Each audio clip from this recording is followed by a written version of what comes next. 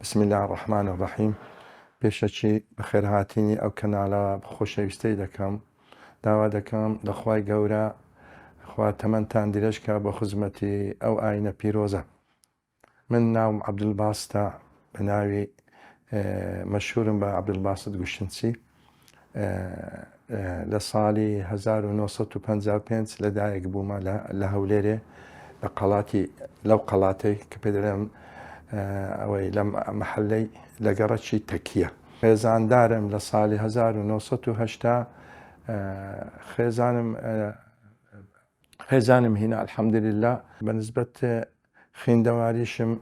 الحەمدولله لە بیدایەتی عمرم لە مەرحەلە یەک حتا کولیە ئەوەی مەحەد زراعە لە بەغدای لە ئەبوو غرێب لە ساڵی 1970 لەوێ تقریبا تەواوم کرد. پاشیوی گەڕامەوە لە بۆ ئیشی خۆم لە سناعەی خەریکی ئیشی گوشنی سیارێ بوو. خوا سوبحانەهو وتەعالا لە چەند جێیەک خوا سوبحانەهو وتەعالا لە قورئانی شارەتێک کردیە کە خوا دەفەرمێت ئینا نەحن نەزەلنا الذیکر وئینا لەه لەحافظون. بەڵێ طبعا تەفسیری ئەو ئایەتەی لە چەند ئایەتێک هەیە لە قورئان تقریبا تەفسیری دەکرێت، چونکە خوا سوبحانەهو وتەعالا قورئانێکە نازل کرد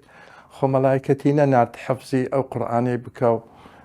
طبعا خوا سوبحانەهو وتەعالا چەند کەسێکی ئەوە کرد هەلی بژارد کە خزمەتی ئەو قورئانی بکەن. ئەویش خوا دەفەرمی ثم أورثنا الكتاب الذين اصطفينا من عبادنا فمنهم ظالم لنفسه ومنهم مقتصد ومنهم سابق بالخيرات بإذن الله ذلك هو الفضل الكبير. يعني خوا سبحانه وتعالى چەند کەسانێک هەڵدەبژێری ئەگەر ئەهلی ئەوەی بوو ئەهلی خوای بوو ئەو کەسانە هەڵدەستن خزمەتی ئەو قورئانەی دەکەن. ئەو جا لێرە خوا سوبحانەهو وتەعالا دەفەرمیتن لە ئایەتەکەی هەندێک هەیە ظالم لنفسه، یعنی ئیهمال دەکاتن مەشغولی کاری دنیای دەبی پشت لە قورئان دەکا، هەشا نیوە بە نیوە مقتەسید و هەشا نە بە گەرمی و بە دڵسۆزی لە بۆ ئەو خزمەتەی دەچی خوا سوبحانەهو وتەعالا حتا بگاتە ئەو پاداشتە کە خوا وعدی داتی ذلك هو الفضل الكبير. هیوادارم هەموو مسلمانێک یعنی دەست بەو قورئانەیە بگریت، حتا ئینسان قورئان ینی نەکاتە پەیڕەوی ژیانی خۆی نازانیتن خۆشی و سەربەرزی لەسەر دنیایە. بەنسبەت پاڵدەری من کەوا ببمە ینی حافظ قورئان،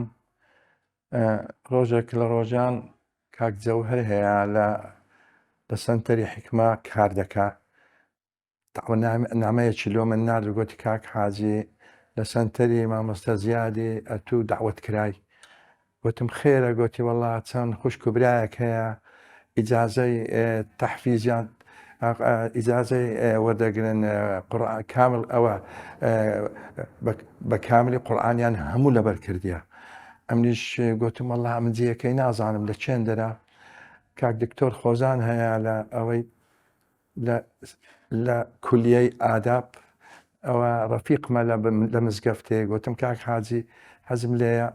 ئەو جێم پێ پیشاندە، گوتی غەمت نەبێ ئەمنیش دۆم داوام لۆ هاتێ داوە نامە ئەمنیش لەگەرت دێم پێکەوە دەچین. چون دانیشتم خەڵکەکی زۆرم دیت، هەموو دانیشتنە خوشکەکان لە پشتەوە برایەکانش لە پێشەوە، قورئان خوێندرا وتار خوێندرا، پاشوی دەستیان پێکرد بە خەڵات دابەشکردن. ئەمن بەڕاستی شۆک بووم.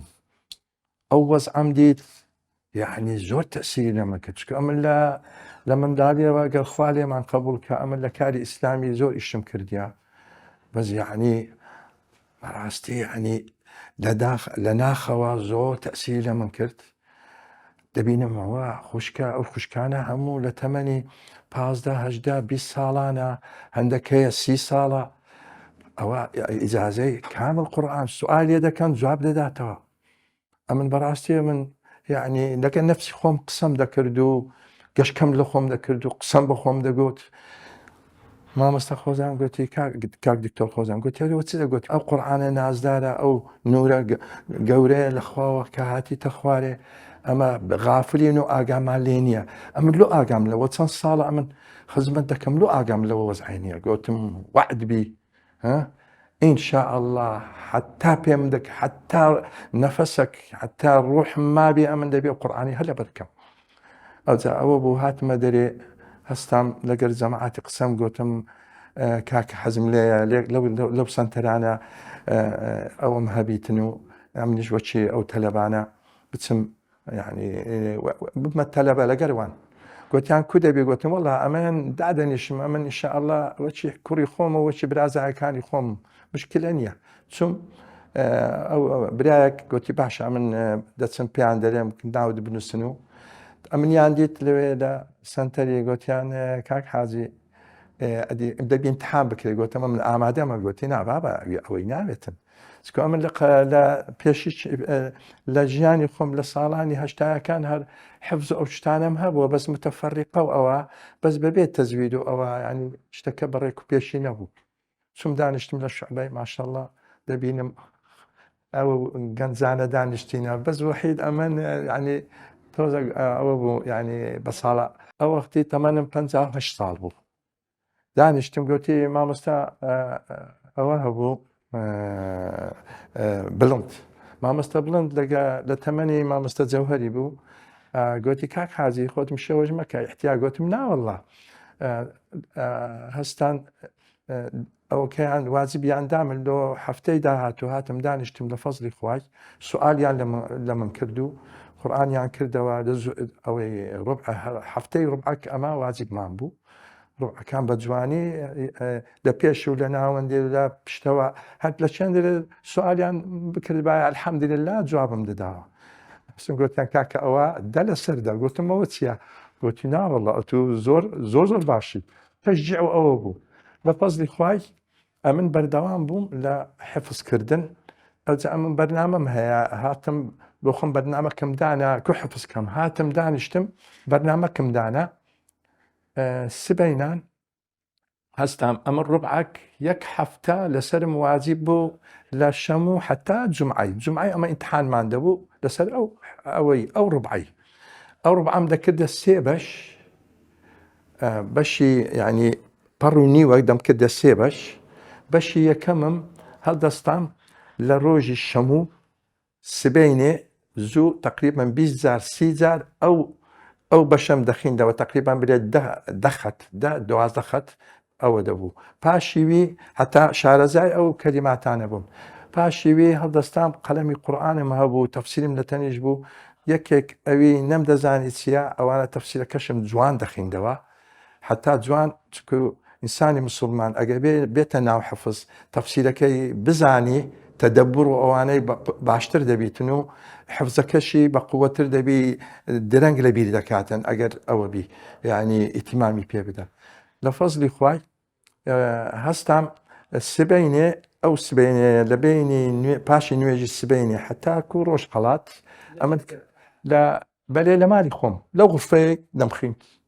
أو خل دعنا نشتم بل مالي خوم بو أو ربعي أو بشي كدام نابو روج الشمو بخينم أو ذا خيندنا كم دا خيند يعني لو حفظي بس حفظه كم يعني حتى أو ساعات بيو مشغول بهم تقريبا ساعات كم تر زياتر باشيويد نيورو لإشي دقارا موا دوباره دهاتم أو بشي لو سي ربع وشي أو ربع كم كرتسي بش أو بشي كمثلا دامنا بروج الشمو بجواني دمخين عندك باشتر بو مثلا ساريقك 20 دقيقة نيو ساعات خون بيو مشغول بكرت دواي عسري دهاتم دوباره سيبارة أو بشم ديسان مراجعة ذكرت مراجعة ذكردو كذا عسري باشني ورو دواي عسر دواي بتايبتي زور لوقتي بين مغرب وعشاء زور استفادة ذكرت لا خيندني لا حفظ كردني ومراجعة كردني أو بشر الحمد لله يعني تقريبا دفوت ساعة زار كمراجعة كردني أو بشي شويش بيشي نستني دیسان ئەو بەشە مڕاجعە دەکرد و ڕاستان دوعای نووسینم دەکرد و ڕاست دەنووسم. لۆ سبەینە کە دەکا یەکشەمێ دیسان هەڵدەستام ئەو بەشەی ئەوی یەکشەمێ کە خوێندبووم لەو ڕوبعەی دووبارە دیسان مڕاجعەم دەکرد. مڕاجعەی ئەوەی پێشی بچمە سەر بەشی دووەم ڕوبعی ئەو ڕوبعەی کە واجبم لەسەر بوو. ئەینی وەچی ئەو جەدوەلەم کە دانابوو لە شەمووی کە کووە ئەو ڕوبعەی بەشی یەکەمم دەخوێند ئاینی ئەوەش وەچی بەشی دووەمیشم ئاینی وەچی ئەو بەشەم دەخوێندەوە سبەینە بینی نوێژی سبەینەوە حتا ڕۆژ هەڵات پێشی نوێژی نیوەڕۆ یان پاشی نوێژی نیوەڕۆ مڕاجعە دیسان عەسر دوای بینی مەغریب و عیشا پێشی بنوم پاشی عەشایە ئەوانە حتا دەبووە دووشەم تقریبان ئەمە ڕوبعەکەم لەبەر دەکرد. پاشیوی هەڵدەستام ئەو جارە ڕۆژی سێشەمێ پاشی دووشەم سێشەمێ کامل ئەم مڕاجعەم دەکرد ئاینی سبەینی بینی ئەوە نوێژی سبەینێ و نوێژی ئەوە ڕۆژهەڵات نیوەڕۆ و عەسر و بینی مەغریب و عیشایە پێشی نووسینێ لە فەزلی خوای لە ڕۆژی چارشەمێ تەواوەن زەبتم دەکرد. ڕۆژی پێنجشەمێ تقریبان متەشابیهات و تەجوید و ئانەم هەموو زەبت دەکرد ڕقەمی ئایەتەکان سەری سەفحەی بنی سەفحەی هەڵدەدەیەوە ئەوانە بە تەواوی لە فەزلی خوای ئەوەم دەکرد حازرم دەکرد شەموو ئەمن کابرا گۆتەنی چەکم بەستیە و حازرم لە بۆ ئیمتیحانی دەچم دادەنیشتم لە شوعبەی سوئالیان لە من دەکرد لە فەزلی خوای الحەمدولله وشکر نەخشە لە هەموو مسلمانان بی ئەمن دەرسی خۆم بە تەواوی ئیمتیحانەکەیان دەکرد و الحەمدولله دەرجی خۆم وەردەگرت لە فەزلی خوای. ئەوجا ڕۆژی هەفتەی داهاتوو ئاینی ئەوە ڕوبعی یەکەممان مڕاجعە دەکرد ئاینی ڕوبعی دووەمیش وەچی ئەو جەدوەلێک کە دام نابوو بەردەوام لەسەر ئەو جەدوەلەی ڕۆیشتم حتاکو گەیشتمە ئەو مەرحەلەیە کە الحەمدولله مەرحەلەی یەک و هەر مەرحەلەک ساڵانە 5 جزءمان لەسەر واجب بوو لە 2 مانگ جزئەک لەسەرمان ئەوە بوو یعنی بە 8 مانگی جزء تەواو دەکرد پاشوی جێژنە و عوتڵە و ئەوانە مناسەبات داهاتە گۆرێ لە مانگی دا حتا مانگی ئەوە دەبۆ دەی ساڵی داهاتوو ئیمتیحانمان دەکرد و مەرحەلەی یەک 5 جزء دوایە مەرحەلەی 2 5 جزئی دی ئەوجا ئەوە بە مەراجعە حتا لە فەزلی خوای بە 6 ساڵی خوا ئەو چاکەیە لەگەڵ من کرد ئەو نیعمەتەی لەگە من کرد الحەمدولله ئەگە خوا لێم قبوڵکە بەبێ دابڕان بەس تووشی کۆرۆنە بووم ئاخر ساڵ دڵم مرتاح نەبوو لە حفزەکەی مەجاڵەکەم وەرگرت لە ئەوەی لە سنتەری وەتیان مشکلێ نییە لە بۆ تەقویەی مڕاجعە و ئەوەت ئەمن تقریبا لە مالێ دەرکەم قەپات کرد لەسەر خۆم الحەمدولله نەخشە هەم مسلمانان بی خوێندمەوە مامۆستا عومەر ڕەشید ئیمتیحانیمی کرد 10 سوالی لە من پرسی لە فەزلی خوای هەر 10 سوالم جواب داوە بەبێ ڕیایی بەجێی جدەنیش الحەمدولله دەرچووم. ويوم يعض الظالم على يديه يقول يا ليتني اتخذت مع الرسول سبيلا يا ويلتى ليتني لم أتخذ فلانا خليلا لقد أضلني عن الذكر بعد إذ جاءني وكان الشيطان للإنسان خذولا وقال الرسول يا رب إن قوم اتخذوا هذا القرآن مهجورا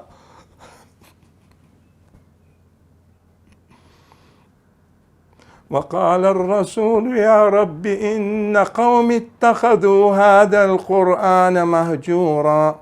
وكذلك جعلنا لكل نبي عدوا من المجرمين وكفى بربك هاديا ونصيرا وقال الذين كفروا لولا نزل عليه القرآن جملة واحدة كذلك لنثبت به فؤادك ورتلناه ترتيلا ولا يأتونك بمثل إلا جئناك بالحق وأحسن تفسيرا الذين يحشرون على وجوههم إلى جهنم أولئك شر مكانا وأضل سبيلا. طبعا خواي سبحانه وتعالى أو نعمتي لقى من كردو لفضل خواي من كقرآن متواو كرد. طبعا قرآن تواو بس حفظ نية طبعا إنساني مسلمان حفظ كاو خلاص برو. طبعا أو حفظ كردناش ئەوەی دەوێتن دەبی ئیدامەی بکەی و مراجعی بکەی چونکو متەشابهاتی زۆر تێدایە دوای ئینسان ئەوڕۆ مەشغەڵەت زۆرە دەبی مسلمان دەبی ئەو ئامانەتەکەی لەسەر شانیتی ئەو ئامانەتەی بەڕووسپیاتی تەسلیمی خوای بکە چونکو هەندێک زەحمەتە ئەو نەوعە ئەوەیە ئەتو حفظکەی سی جوزء دوایە پاشیوی داببڕێی. تو ئینسانی مسلمان بەڕاست پێ بڵێم کە هاتە ناو مەوزوعی لەبەرکردن دەبی واز لە تەلەڤیزیۆن و مۆبایل و سەفەر و ئەولا یعنی دەبی حەدەکی لۆ دابنێ و باشترین مراجعەی لەبەرکەوەی مراجعەی حافزەکان چ وەختەکە یعنی بەڕاستی نوێژی تەهەجود شەو نوێژ باشترین ئەوەیە دەرفەتە لۆ ئینسانی مسلمان کە ئەوی مەثەلەن ئاشنایە لەگەڵ قورئان و یانیش حافزە دەبی لەبەر کاتن یعنی مراجعە بکاتن بە تایبەتی لە نوێژەکانی شەو نوێژ و یان سەڵاتە تەهەجود. چکۆ خوا سوبحانەهو وتەعالە دەفەرمێتن إن ناشئة الليل هي أشد وطئا وأقوم قيلا. يعني لفضل خوا إنسان زور هي ماندی دەبی بە ڕۆژانە ئیش دەکا لە دەرێ یان لۆ مالی خۆی کە شەوێ ئیسراحەتێکی دەکات سبەینە ئیستعدادێکی تەواوی هەیە مێچشی فۆرمات کرایە تقریبا یعنی حتا هەندێک طب دەلێتن و یعنی ئەو مێشکە کەکو ئەو شتانت خەزن کردیە هەموو دێتە ئەوە. خوا سوبحانەهو وتەعالەش ئیشارەت دەکا هو أشد وطئا یعنی زۆر بە جوانی بە تاقەت ڕادەوەستی و ئەقوەم قیلا بە جوانیش نطق دەکەی. ئەجا من بەخۆم مراجعەی ئەگەر خوا یعنی ڕیایی نەبی قورئانم ئەوەم هەیە منەسەکم هەیە ئەوها قورئانم کردتەوە ئەمن دەخوێنم و بەس جار و بار دەبینی چاوەکی لەجێ کراوەستن چاوم هەڵدەگرم و تەماشای دەکەم و بە فەزلی خوای ئەو ئیدامەیە یعنی ئەو مراجعەیە بە شەو نوێژ تەئسیری زۆر لەمە کردێ یعنی ئەلحەمدولیلا وەم نەکردیە کە لەبیر بکەم و بێجگە لەوەی تەبعاً ئەمن کە لەگەل منداڵان یان لە میێوانداری ئەوە کە ئیشەکانم خەلاص بوو ئەوە ئەمن وفەی خۆم هەیە خاص بەردەوامم لە مراجعەکردن ڕۆژانەش تقريبا لبين 2 حتى 2.5 سێ تقريبا من 2 جزء دەبی لەبەرکەم چکۆ ئەتو دەبی على الأقل 20 ڕۆژ 17 ڕۆژ جارێک دەبی بگەڕێەوە سەر ئەو سوورەتانە ئەو ئاەتانە کە وەخت خۆی خوێندیتت ئەگەرنا بەڕاستی یعنی کارەساتە هوردە یعنی دیسان لەبیر دەکەی و یعنی ئەوەکەت ماندی بوونەکەت دەڕوا بە بەلاش لەوانێت تووشی گوناحیش بی. قورئانیش طبعا زۆر کە چیە ناو عمقی قورئان خوێندن و لەبەرکردن و بە تەدەببر و بە تەفسیرەوە بەڕاستی یعنی ئینسانی مسلمان ئەگەر دڵی زیندی بی بە تایبەتی تەبانە و کەسانە کە ئەو ئیشەی کردیە ئەو حفزیان کردیە دڵیان زیندیە یعنی ناتانی کو دارەکی دەینی دارێک مەثەلەن دەچینی و ئەو جە هەموو ڕۆژی ئاوی دەدەی ئەگەر بێ 10 ڕۆژ 15 ڕۆژ مانگەک ئاوینە لەجێ خۆی ئەو پەلکانە ئەو لقانە ئەوانە ئەو دارە لەجێ خۆ سز دەبیتن. ئاینی قورئان خوێندنیش نەفسی شتە خاستان ئەو کەسێک کە مەثەلەن ئاشنای قورئانەوە لە حافزەکانە بە تایبەت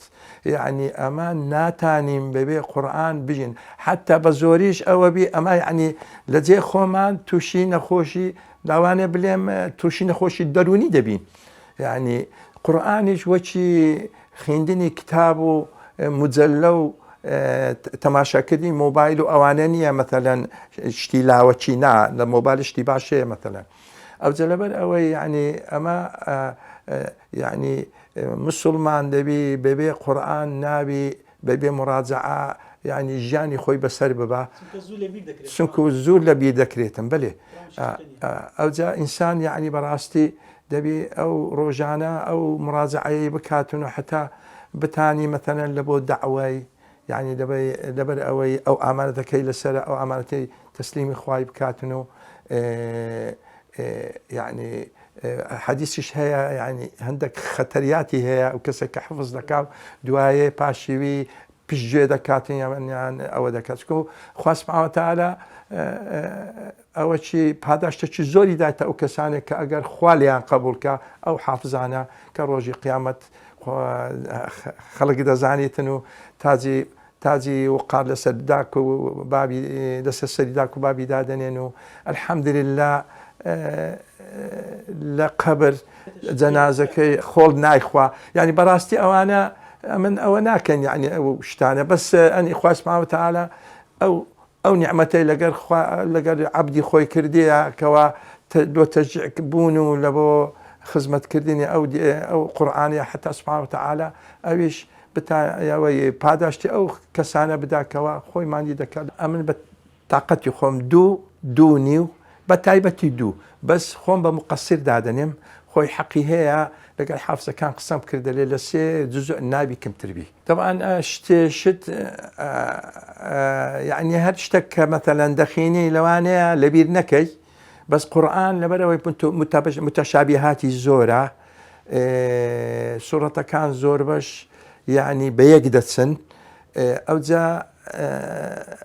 عادەتەن ئینسان یعنی خاستە خوش بە پێغەمبەریش ئیشارەتی دایە کە قورئان زوو لە بیر دەکرێتن دەبی ئەتۆ یدامەی ئەوەی بکەی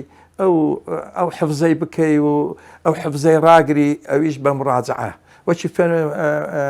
وەچی گوتم یعنی باشترین مراجعەی شەو نوێژە بە تایبەتی بینی مەغریب و عیشایەش ئەمن بەڕاستی زۆر تەئسیری لە من کردی ئەو مەسەلەی ئەو حفزەی یعنی وەی لە من کرد گوتم خوا ئەو خەڵاتەی دا من و ئەو نیعمەتەی لەگە من کرد ئەمن پێشی ئەوەی بمرم دەمەوێ شتێکی بکەم و یعنی تۆزە گوڕی خۆم سپیکەم بەرامبەر ئەو خوایەی هەستان فکرم کرد گوتم دەبی ئەمن چ بکەم باشە هەستام الحەمدولله شتێکم هەبوو هەندێک پارە و ئەوانە بۆس گوتم نە با حتا نەمردیمە بە ئەو ماڵی کە ئێستا تقریبا 730 مەترە دەکەمە سنتەری قورئان بە خەڵکانیش وەچی من چاو لە من بکەن و قورئانی حفظکەن و بە تەدەبر و بە کردەوە و خەڵکیش خەیرکم من تعلم القورآن وعلمه وەبیتن یعنی خەڵکانیش چاو لەمە بکاتن و ئەو فەسادەکە لە ئەو شەپۆلی فەسادە هەیە لەناو ئەو بازارەی حتاکە و خەڵک گەڕک و دەورا پشتی من ئیستفادەی لەوەی بکاتن و ئەو خەڵکی منداڵی گەڕەکەکان بەهرەمەند بن لەو سنتەرەی بسم الله الرحمن الرحيم وقال الذين لا يرجون لقاءنا لولا أنزل علينا الملائكة أو نرى ربنا لقد استكبروا في أنفسهم وعتوا عتوا كبيرا يوم يرون الملائكة لا بشرى يومئذ للمجرمين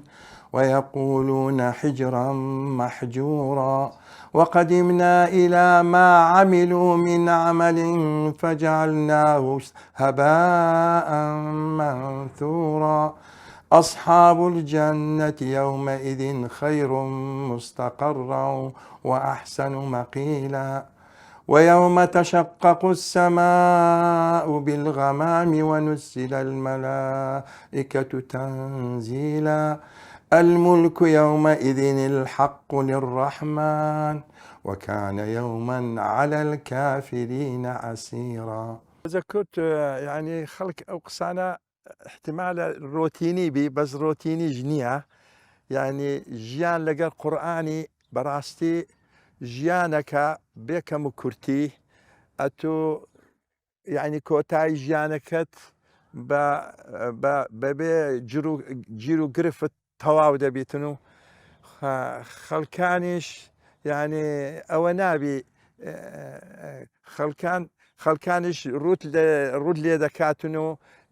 استفادە لێ دەکا و سوود لێ وەردەگری الحەمدلله لە قیامەتیش خوا وعدی خۆیدایە کە لەگەر ئەو مسلمانە کە چاکەی ئەو تێکەڵ بووە کە لەگەر قورئانی خوا سوبحانەهو وتەعالە پاداشتەکەی زۆر بە داقات و بە زیاتر پاداشتەکەی دەداتەوە. پێغەمبەر صلی الله علیه و سلم دەفەرمیتن کە ڕۆژی قیامەتە خوا سوبحانەهو وتەعالە دەڵێ بخینە ئەو قورئانی بخینە چەند ئەتوو دەخینی وەچی پایەی سەربان ئەتوو بەسەر دەویت چەند ئەتوو قورئانت لەبەربی ئەوەندە ئەتوو خوا سوبحانەهو وتەعالە بەرزت دەکاتەوە لۆ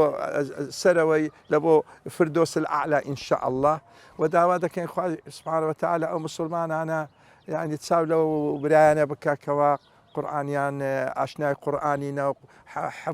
حەفزیان هەیە و تەدەبوری پێ دەکەن و ئینشاء الله ئەوانیش چاو لە مسلمانانە دەکەن و ئینشاء الله ئەوانیش